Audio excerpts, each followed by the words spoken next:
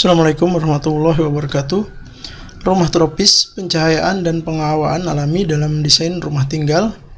Sebelum kita masuk ke dalam ranah desain, terlebih dahulu kami akan jelaskan mengenai iklim tropis dan dampaknya terhadap rumah atau desain arsitektur rumah tinggal. Yang pertama, iklim tropis sendiri mempunyai beberapa ciri khas yang tidak dapat kita abaikan. Yang pertama ialah adanya intensitas sinar matahari yang cukup tinggi, di mana suhu normal di kota-kota besar ini rata-rata di atas 28 derajat Celcius, bahkan sampai lebih dari 30 derajat Celcius. Hal ini jika tidak didesain secara arsitektural akan mengakibatkan suhu ruangan menjadi tinggi dan penghuni atau kita yang tinggal di dalam rumah tersebut akan merasakan kepanasan atau kegerahan. Faktor yang kedua dari iklim tropis tersebut adalah terkait curah hujan juga yang cukup tinggi, tentunya di bulan-bulan atau musim tertentu, di mana curah hujan ini sangat berdampak terhadap desain arsitektural, diantaranya terhadap desain atap, desain material arsitektural. Selain itu juga jika tidak ditreatment dengan baik, maka akan mengakibatkan munculnya tampias atau genangan, kebocoran dalam rumah, bahkan bisa juga mengakibatkan genangan dan banjir di sekitar lingkungan rumah kita. Selain itu, aspek yang ketiga setelah matahari, sinar matahari dan hujan adalah kelembaban yang sangat tinggi, di mana kelembaban ini rata-rata adalah 80%, sedangkan kelembaban yang normal atau yang nyaman itu adalah sekitar 60% plus minus. Sehingga seringkali kita yang tinggal di iklim tropis ini terlalu sering berkeringat gitu. Istilahnya tidak terlalu banyak beraktivitas pun, misalnya tidak berolahraga tapi sudah berkeringat. Faktor yang keempat ialah adanya pergerakan udara atau angin yang akan melintasi dari bangunan kita. Nah, dari faktor eksternal dari arsitektur ini akan menjadi pertimbangan kita dalam mendesain rumah secara arsitektural.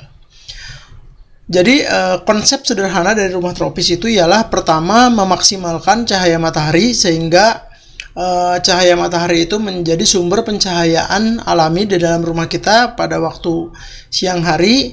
Tetapi di samping itu kita juga harus berupaya mereduksi panasnya, karena panasnya tadi cukup tinggi, sekitar suhu eksternal itu lebih dari 30 derajat, sementara suhu normal atau suhu yang masuk ke nyamanan thermal itu ialah sekitar kurang lebih 25 sampai 26 derajat Celcius.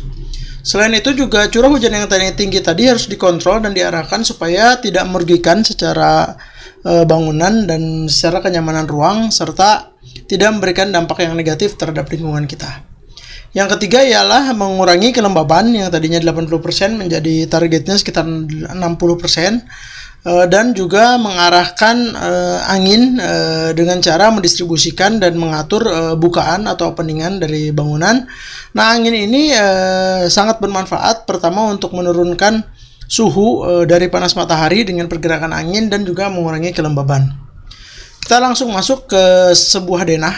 Kebetulan ini salah satu proyek yang kami tangani dan bangunannya juga sudah digunakan atau dihuni. Kita lihat secara arsitektur, bangunan ini memiliki luas tanah yang tidak terlalu besar, lebar 7,5 meter, panjang 15 meter ke belakang.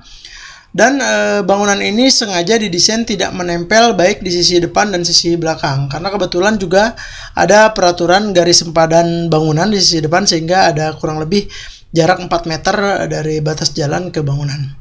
Nah, jarak ini dimaksimalkan baik depan dan belakang menjadi sebuah ruang terbuka atau taman, dan juga adanya penambahan void berupa taman di tengah bangunan nantinya sebagai sumber cahaya dan sirkulasi udara.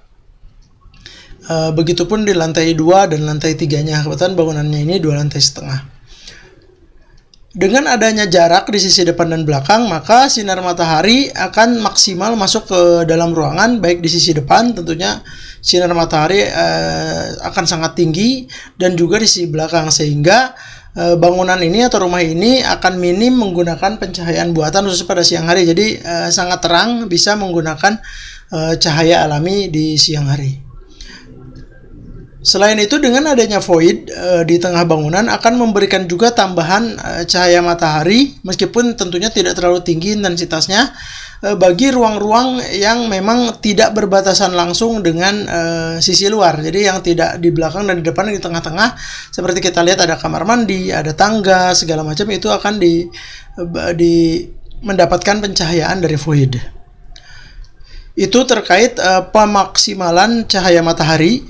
Yang kedua ialah upaya untuk mendistribusikan angin atau sirkulasi udara, sehingga pada waktu-waktu tertentu di rumah ini bisa menggunakan ventilasi udara alami, tidak harus selalu menggunakan AC, kecuali misalnya kamar tidur yang memang atau ruang-ruang tertentu yang memang memerlukan AC. Jadi kita lihat, dengan adanya bukaan di sisi depan dan belakang, maka angin akan bisa bergerak atau menyeberang dari sisi depan ke belakang bangunan dan menimbulkan pergerakan udara dalam ruangan. Nah, ini akan mengurangi panasnya atau sinar panasnya dari matahari yang tadi masuk ke ruangan, dan juga mengurangi kelembaban.